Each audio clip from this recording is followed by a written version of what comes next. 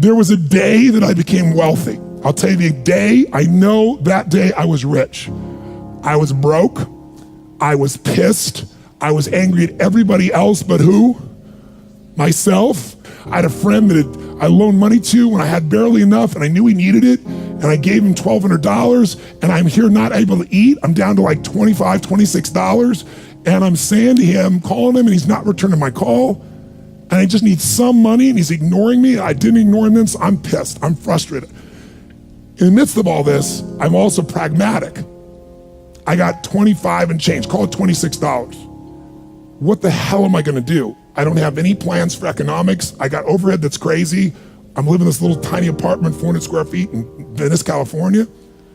So I thought, okay, when I was totally broke early on, when I was 17, I used to save my money up and go to the smorgasbord and load up for Christmas, load up for the week.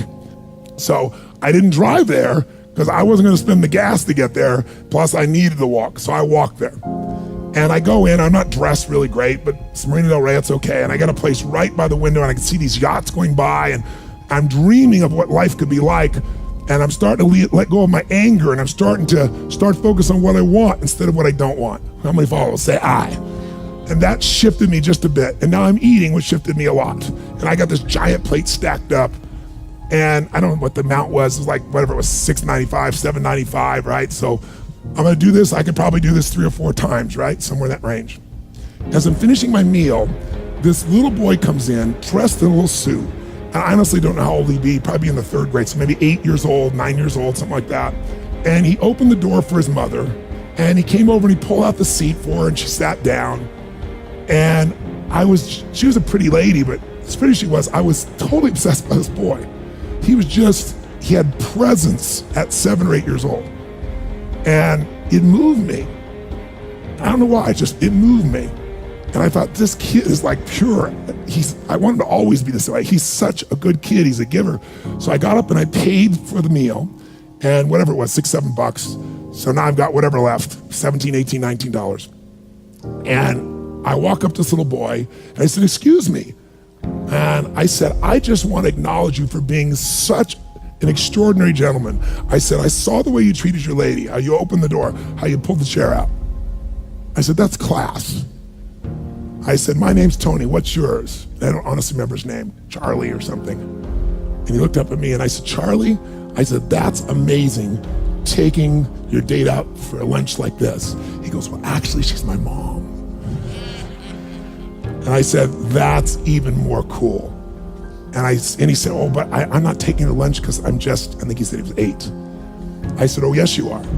I had no plan for this.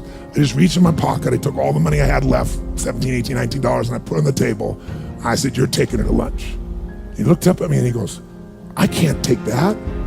I said, sure you can. He said, why? Because I'm bigger than you are. And he smiled real big, and I didn't even look at his mom.